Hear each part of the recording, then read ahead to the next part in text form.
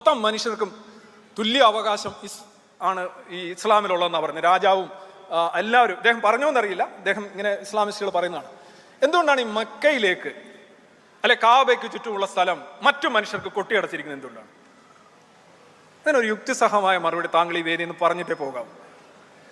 താങ്കൾ പറയുമ്പോൾ അഹിന്ദുക്കൾക്ക് പ്രവേശനമില്ല എന്ന് പറയുമ്പോൾ നമ്മൾ പറയും ഇത് മോശമാണ്, അമാനവികമാണ്, തെറ്റാണ്, വൃത്തികെട്ട പരിപാടിയാണ്.